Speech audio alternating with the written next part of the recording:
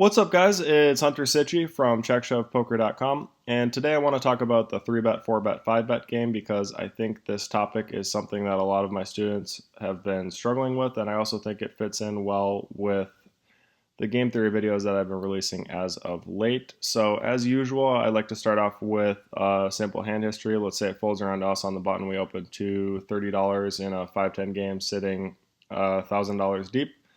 The small blind 3-bets to $95, big blind folds. We 4-bet to $225 for value, intending to call off versus a shove. Small blind shoves, we call, and we get in a classic coin flip situation versus ace king and manage to hold up. Very simple hand history. Now let's break it down to game theory optimal approach using the framework that I've been showing you in recent videos. So I've got a PDF over here with all the info that we need for today. First of all, let's start off with Hero's opening range. Typically, I'm going to be opening 35% of hands on the button if I'm opening to 3 times the big blind as a default. This range expands if I see small blind and big blind making errors that I feel I can exploit. Basic math that you need to understand. If Hero is risking $30 to win $15, that means that if he can steal the blinds 67% of the time, he could steal with any 2 cards and be long-term profitable. That also means that the blinds need to be defending a combined total greater than 33% of the time to deny him that opportunity. Now let's talk about Villain's 3-betting range. So I'm going to show you my approach to 3-betting out of the small blind. It's very different than many live poker players' approach to defense out of the small blind. I never flat versus a late position open, and the reason for that is very simple. I prefer to have the initiative, card edge, and a skill edge in a heads-up pot versus flatting and playing out of position without the initiative with a minimal card edge in a pot that's more likely to go multi-way, thus diluting my equity.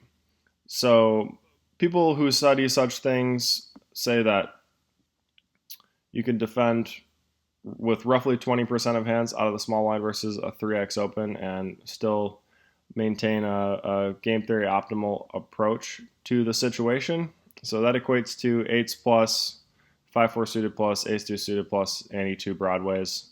The biggest concern of mine is being able to meet minimum defense frequency versus an opponent that's 4-betting a lot, and I'll show you how to do that shortly. So again, basic math that you need to understand. If Villain is risking $90 to win $45, that means if he can force Hero to fold 2/3 of the time, he could steal with any 2 cards, and thus Hero must defend at least 33% of the time to deny him that opportunity. One other thing, keep in mind that the small blind doesn't count. The money in the pot has already been invested, and it doesn't factor into these equations. So when I'm trying to construct a 3-bet defense range, I always start by constructing a balanced 4-betting range or a balanced raising range, and then I proceed to meet minimum defense frequency by constructing a flatting range. It's not the other way around. If you do it the other way around, you're going to lose track of your objectives and end up 4-betting with the wrong hands and probably exposing yourself to a 5-bet too often. If it becomes difficult to meet minimum defense frequency, that means that you're opening too many hands and you need to go back to the drawing board and reconstruct your opening range. So again, basic math. Hero is risking $195 when he 4-bets to $225, and he's doing that to win $135, meaning that if he can force Villain to fold 59% of the time, he could 4-bet with any 2 cards. This is actually happening a lot more often than you would expect because Villains aren't defending at least 41% of the time, especially in live games. So now let's talk about Hero's 3-bet calling range. Typically, I would be defending with about 15% of hands versus a standard 3x 3-bet.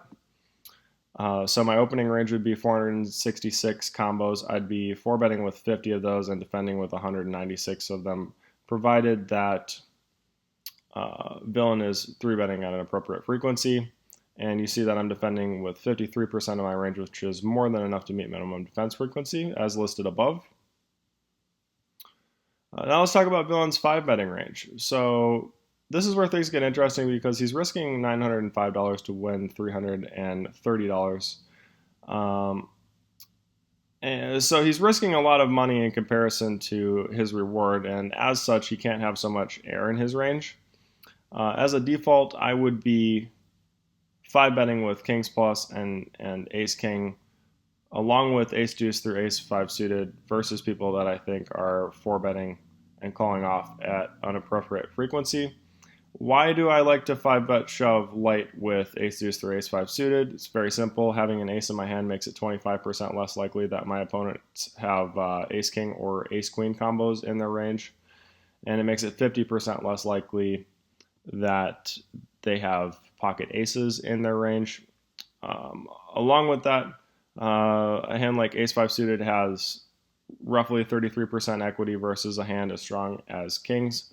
So it plays well in 5 bet situations, and it also plays well in 4 bet situations, especially if stacks are deep, because flopping a flush draw 12% of the time and having an overcard to go with it is an awesome way to continue with your aggression and balance out your range for the times that you have big pairs that you'd like to get 3 streets of value with. So one last thing, Hero must defend at least 27% of the time because Villain needs him to fold 73% of the time, but these numbers get thrown out the window since this is an all-in confrontation, and Villain still has equity versus Hero. This isn't a nuts or bluff situation like river situations.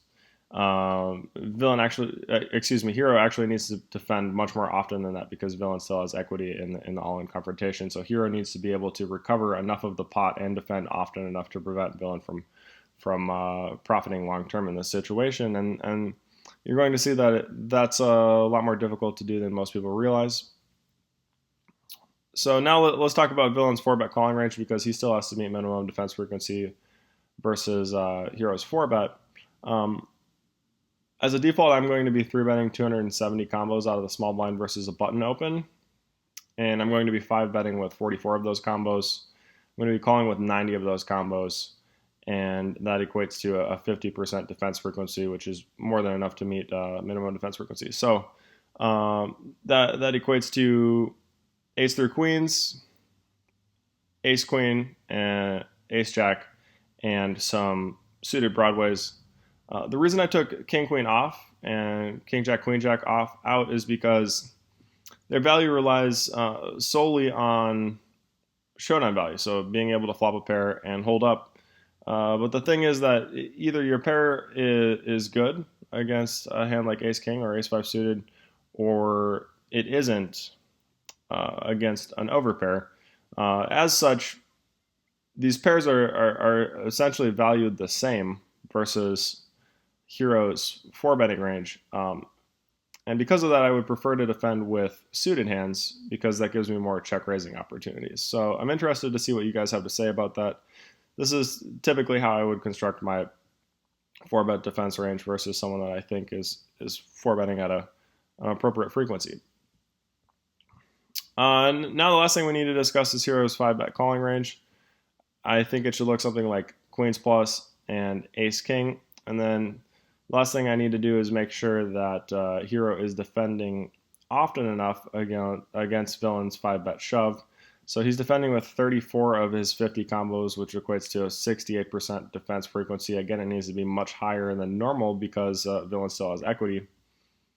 And now let's break down the math. So in an all-in confrontation where Villain is 5-bet chipping Kings Plus, Ace King, and Ace Deuce through Ace 5 suited, and Hero is calling with Queens Plus and Ace King, Villain has 43% equity. So if we punch this into a simple fold equity calculation, we could figure out the exact expected value of this specific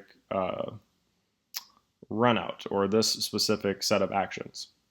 So Villain has 43% equity if he's called, and Hero is folding 32% of the time. If we punch this into the multivariable fold equity calculation that or formula that Derek Haney uses in his book Quantum Poker, it would look something like this. So Multivariable fold equity calculations aren't my strong suit, and if there's a math genius out there that notices that I'm approaching this situation incorrectly or that there's a clerical error in there, please let me know and I will fix it in the show notes. But essentially, this is how I would express this situation mathematically. 32% of the time, villain is going to shove and hero is going to fold. Villain will win the pot of $330, which is the pot size before his shove. That equates to $105.60 net profit after the sum of all of the outcomes. Plus 68% of the time, or 1 minus the percentage of the time that hero is folding, villain is either going to net $1,105 or he's going to lose $905. So 43% of the time he's going to net this much money. 57% of the time he's going to lose this much money. If you run this equation out, you see that villain is profiting $78 long term, even though he only has 43% equity when called. And that's because hero isn't defending often enough. So keep in mind that this is the first simulation that I ran, and figuring out a perfect GTO strategy is really tough without the use of Card Runners EV or Poker Snowy. So if I had to take a guess at what's wrong with hero strategy, I would go back to his 4-betting range. And what I would do is I would take ace deuce suited and 1 or 2 of the ace 3 suited combos out of his light 4-betting range. He would still be defending often enough to meet minimum defense frequency, and then when villain 5-bet shoves, he's not folding so often, so that would increase his calling frequency beyond 68%, thus increasing his defense frequency and lowering villain's expected value in this situation, and that would probably narrow this down to 0. So I'm interested to see what you guys think about all of this. And also, I wanted to quickly discuss common exploits in this situation, or things that I noticed that live poker players are doing wrong. The first one would be that they're all opening too wide from the button, and then they're all over defending versus my 3-bets. So that makes 3-betting with a hand like Queen 10 suited even more profitable for me, because they're defending with hands that are weaker than that, and then I just punish them with my initiative, skill edge, and card edge.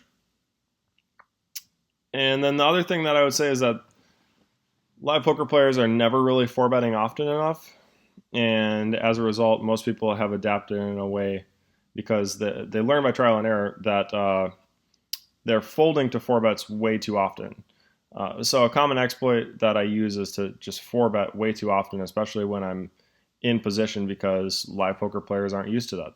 They fold way too often, and then the times that they do call, they're basically turning their hand face up, and I have a bunch of suited hands in my range that can flop combo draws and continue to put pressure on them. Then the last thing would be that nobody's 5-bet bluffing in a live game pretty much ever.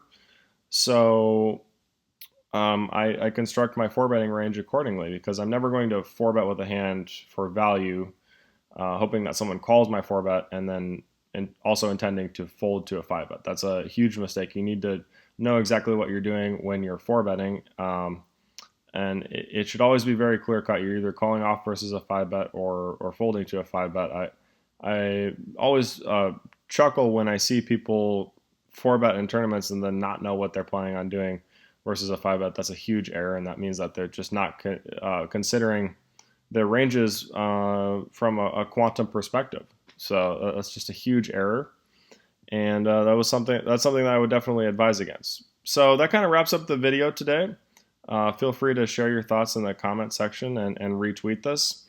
And if you're interested in individualized one-on-one coaching, head over to checkshowpoker.com, read through what we have to offer, and fill out the form at the bottom of the page. I'm coaching most of the time, And I also have a network of top-notch coaches that I can refer you to if you need a more specialized version of coaching. So again, I'm Hunter Sitchy from CheckShowPoker.com. Make sure you guys run good, have fun, and constantly look for ways to improve.